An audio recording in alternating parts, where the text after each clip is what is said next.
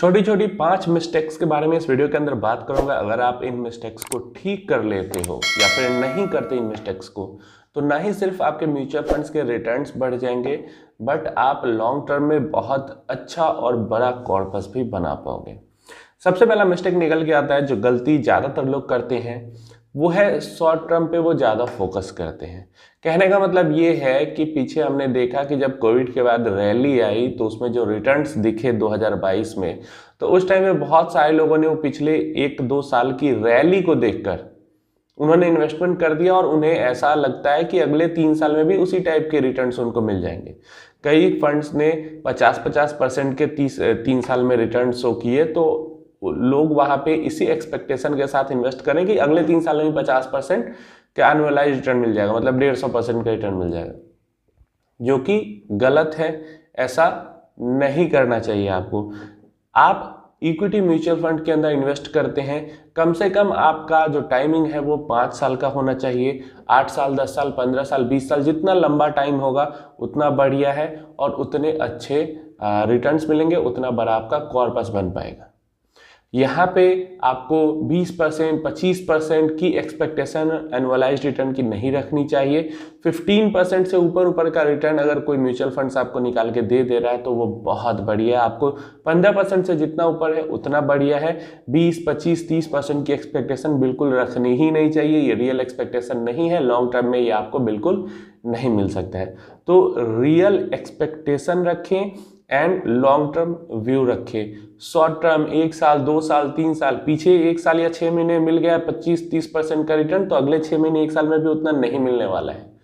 तो इन सब चीज़ों से दूरी बना के रखें। अगर नहीं है टाइम इतना तो इन्वेस्ट ही ना करें, नहीं तो ज़्यादा पैसे तो बने ना बने लेकिन लॉस बहुत ज़्यादा जरूर हो जाएगा। दूसरी एक बहुत बड़ी गलती होती है इनएडिक्वेट इन्वेस्टमेंट की।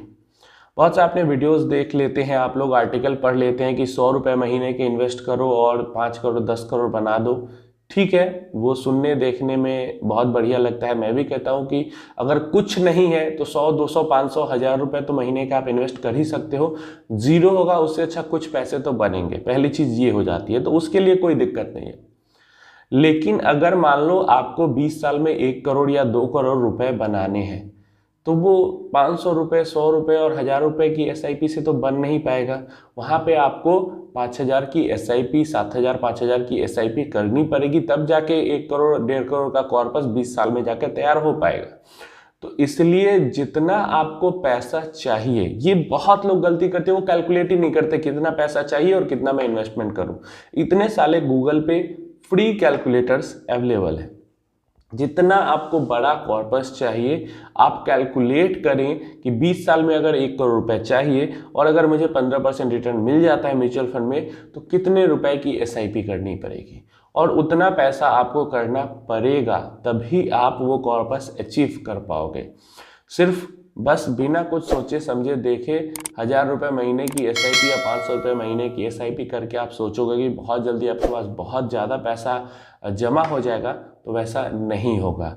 आपको कितना इन्वेस्टमेंट करना है ये देखकर और समझकर और सही से इन्वेस्टमेंट करें।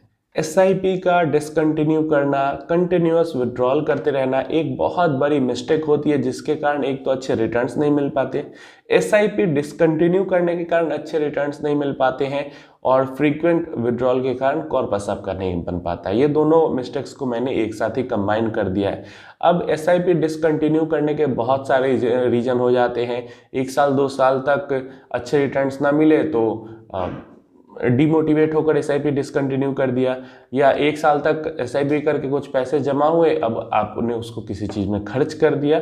ऐसे बहुत सारे रीजन हो सकते हैं जिसके कारण आप SIP बार बार कंटिन्यू, या फिर आप बहुत स्मार्ट बनने की कोशिश कर रहे हैं, मार्केट को टाइमिंग करने की कोशिश कर रहे हैं, इस कारण से भी लोग SIP को डिसकंटिन्यू करते हैं। उसका जो रिजल्ट मिलता है वो उल्टा हो जाता है। जैसे एक्सिस म्यूचुअल फंड ने अपने स्टडी में बताया कि 15-20 सालों तक म्यूचुअल फंड्स ने जितने रिटर्न्स दिए हैं उससे 5-7% कम ही रिटर्न्स इन्वेस्टर को मिले हैं, और इसका सबसे बड़ा रीजन होता है SIP का बार बार डिसकंटिन्यू करना। म्यूचुअल फंड अगर 16%, 17% रिटर्न दे रही तो इन्वेस्टर को 10-12% रिटर्न मिल रहे हैं, ये रीजन हो जाता है। तो ये आपके रिटर्न्स को खराब कर देता है। दूसरा, बार बार विड्रॉ करते रहना, तो बार बार जब भी आप देखते हो थोड़ा पैसा जमा होता है उसको विड्रॉ कर लेते हो, जब भी देखते हो थोड़ा पैसा जमा होता है उसको विड्रॉ कर लेते हो। तो ऐसे में बड़ा कॉर्पस कैसे जमा हो पाएगा? ना तो ऐसे में ज़्यादा पैसा आपके SIP अकाउंट में कभी जमा हो पाएगा और ना उस पैसे पे आपको कंपाउंडिंग का बेनिफिट फ्यूचर में दिख पाएगा। तो ये एक बहुत बड़ा रीजन है, ना तो रिटर्न अच्छा मिला और ना कॉर्पस बड़ा जमा हुआ। आप लोग सोच रहे होंगे कौन ही ऐसा करता होगा, लेकिन समझिए इन चीज़ों को। ये सब चीज़ें जब सर्वे होते हैं, रिसर्च होते हैं, तो वहाँ पे पता चलता है कि ज़्यादातर SIP अकाउंट्स जो ओपन होते हैं वो 2 साल के अंदर अंदर बंद भी हो जाते हैं। और मैंने बताया कि एक्सिस ने भी अपने स्टडी में बताया है कि रिटर्न्स अच्छे नहीं मिल पा रहे हैं इन्वेस्टर्स को। प्लस कॉर्पस तो आप सबको पता ही है, आपके आसपास के लोग कितना कॉर्पस बना के बैठे होंगे। तो इन चीज़ों में सुधार करने की ज़रूरत है। आपको भी अगर ऐसा फील हो कि नहीं पैसे नहीं बन रहे, एग्जिट कर लेता हूँ, निकाल लेता हूँ, तो वो टाइम होता है पेशेंस के साथ बने रहने का। आपको फ्यूचर में ऐसा लगे तो इग्नोर करें इन सारी चीज़ों को और होल्ड करें अपने इन्वेस्टमेंट को। मार्केट क्रैश पे पैनिक रिएक्शन एक बहुत बड़ी गलती होती है। Stock investor, direct stock investor की तो होती ही है, लेकिन म्यूचुअल फंड इन्वेस्टर की भी होती है ये गलती। और ये गलती होती है जो कि एक चेन रिएक्शन की तरह काम करती है और इसके कारण मार्केट क्रैश और बड़ा होते जाता है और इन्वेस्टर को, जो नए इन्वेस्टर हैं या उतने समझदार नहीं, उनको नुकसान होते जाता है। जो समझदार है वो तो पैसा बना लेते हैं इसमें, लेकिन जो भी न्यू इन्वेस्टर हैं या थोड़ी सी समझदारी कम है इन्वेस्टमेंट के बारे में, वो इसमें आपका नुकसान करने लगते हैं। जैसे मार्केट गिरना शुरू होता है, लोग पैनिक करके बेचना शुरू करते हैं और जब लोग पैनिक करके बेचना शुरू करते हैं तो मार्केट और गिरता है और लोग बेचते हैं और गिरता है। तो मार्केट क्रैश सिनारियो जो होता है वो चेन रिएक्शन की तरह काम करता है। तो इस कारण से आपको बिना कुछ सोचे समझे बेचना नहीं चाहिए, क्योंकि मार्केट क्रैश जो सिनेरियो होता है, मान लो अगर एक महीने में जो मार्केट है वो 25-30% क्रैश हो गया, इसी को क्रैश कहते हैं।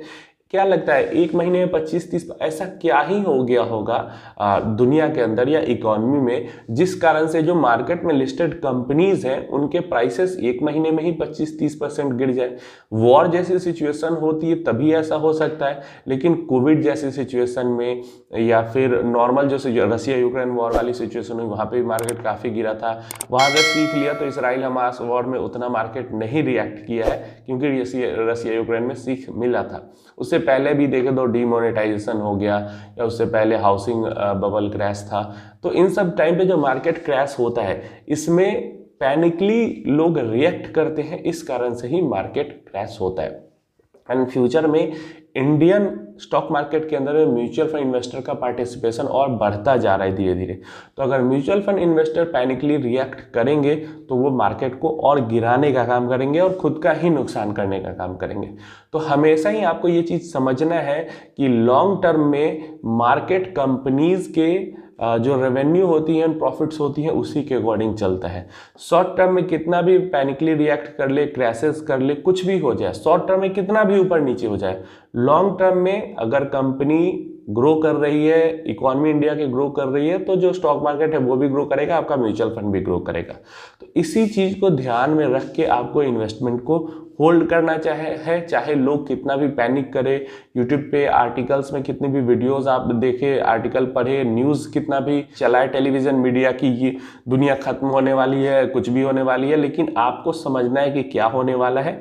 ये सब शॉर्ट टर्म है, लॉन्ग टर्म में इसका कोई प्रभाव नहीं पड़ने वाला है और आपको बने रहना है यहाँ पे। टॉप म्यूचुअल फंड्स को चेज करना एक बहुत बड़ी गलती होती है सारे ही नए इन्वेस्टर की, इवन इंटरमीडिएट इन्वेस्टर की भी। देखो हर साल जो होता है वो म्यूचुअल फंड्स चेंज होते रहते हैं टॉप परफॉर्मिंग। कुछ एक कैटेगरी में कुछ एक फंड्स हैं जो कि कई सालों से टॉप परफॉर्मर चल रहे हैं, नहीं तो लगभग हर कैटेगरी में जो टॉप परफॉर्मर है वो हर साल चेंज हो जाता है। और आपको ऐसे में हर साल उस टॉप परफॉर्मर में मतलब चेंज नहीं करते रहना चाहिए म्यूचुअल फंड। ये आपके रिटर्न्स को भी खराब करता है, आप पे टैक्स बर्डन भी डालता है। और ना आपको परेशान होना चाहिए कि अरे यार मैंने इस साल इन्वेस्ट किया था, वो फंड टॉप परफॉर्मर था, अभी तो दूसरे साल में वो टॉप परफॉर्मर है ही नहीं। तो ऐसा आपको नहीं सोचना चाहिए। आपको म्यूचुअल फंड तभी चेंज करना चाहिए या एग्जिट करना चाहिए जब लगातार म्यूचुअल फंड 2 साल 3 साल 4 साल तक रिटर्न ही नहीं दे पा रहा अच्छे। ना कैटेगरी एवरेज को बीट कर पा रहा है, ना बेंचमार्क इंडेक्स को बीट कर पा रहा है, इवन निफ्टी 50 इंडेक्स को भी बीट नहीं कर पा रहा है। अगर ये सारी परेशानी है तभी म्यूचुअल फंड को चेंज करना चाहिए। नहीं तो अगर आपका म्यूचुअल फंड एकदम टॉप परफॉर्मिंग फंड नहीं है अपनी कैटेगरी में, फिर भी आपको वहाँ पे एग्जिट नहीं करना चाहिए, क्योंकि एग्जिट करके जितना आप अपना रिटर्न खराब करोगे, जितना आप टैक्स बना लोगे, उससे अच्छा अगर उसके अंदर इन्वेस्टेड रहोगे तो उतना आपको रिटर्न बन जाएगा। तो टॉप परफॉर्मर फंड को चीज करना एक बहुत बड़ी गलती होती है। खासकर जो सेक्टोरल फंड्स होते हैं वहाँ पे लोग टॉप परफॉर्मर को बहुत चीज करते हैं। जैसा कि मैंने कई वीडियोस में बताया कि अगर 5 साल में ही पिछले आप देखो तो वहाँ पे कोविड के टाइम से भी अगर आप स्टार्ट करते हो तो pharma funds top performing funds होती थी सेक्टोरल फंड में, देन मेटल वाले फंड्स टॉप परफॉर्मिंग फंड्स हुए, उसके बाद IT funds top performing fund हुए, then infrastructure fund top performing fund हुए, then commodity fund top performing fund हुए। तो ये सब तो मुंह पे मुझे याद है कि इतने सारे स्कीम्स का पिछले 2-3 सालों में ही इतने सारे सेक्टर्स का साइकिल मूव हो चुका है, इतने सारे जो सेक्टर्स हैं वो टॉप परफॉर्मिंग हो चुके हैं। तो ऐसे में आप खो जाओगे, अपना पैसा नुकसान कर लोगे। अगर गलत टाइम पे एंट्री कर लोगे इन फंड्स के अंदर में तो आपका पैसा लंबे समय तक निगेटिव में रह सकता है, फंस सकता है। तो इससे अच्छा है कि आप नॉर्मल फंड में इन्वेस्ट करो और उनके अंदर होल्ड करो। मैंने बताया अगर आपको 15% से ऊपर का भी XIRR रिटर्न मिल रहा है तो बहुत बढ़िया है। स्टॉक मार्केट से आपकी एक्सपेक्टेशन 15% प्लस XIRR की ही होनी चाहिए आपके ओवरऑल पोर्टफोलियो पे। अगर आपके पोर्टफोलियो में 5 फंड्स हैं और पांचों का मिला के ओवरऑल पोर्टफोलियो पे आपको 15% से ऊपर का XIRR मिल रहा है तो वहाँ पे कोई दिक्कत नहीं है, वो बहुत बढ़िया है। आप ज़्यादातर इन्वेस्टर से अच्छा कर रहे हैं, क्योंकि यहाँ पे लोग 10% 12% भी रिटर्न नहीं बना पाते हैं, इवन FD के रिटर्न को भी बीट नहीं कर पाते। तो वैसे में अगर आप 15% प्लस का रिटर्न बिना कोई परेशानी के टेंशन के बना ले रहे हो तो काफ़ी अच्छी बात है। तो ये 5 जो मिस्टेक्स होती हैं वो सारे लगभग सारे नए mutual fund investor and even intermediate mutual fund जो काफ़ी टाइम से इन्वेस्ट कर रहे हैं वो भी ये सारी गलतियां करते हैं, क्योंकि वो समझते नहीं हैं इन चीज़ों को और अपना रिटर्न खराब कर लेते हैं, कॉर्पस का साइज भी खराब कर लेते हैं। तो आप इन 5 से बच जाओगे तो रिटर्न्स भी आपके बढ़िया बनेंगे एंड आपका कॉर्पस भी बड़ा बनेगा। उम्मीद है समझ में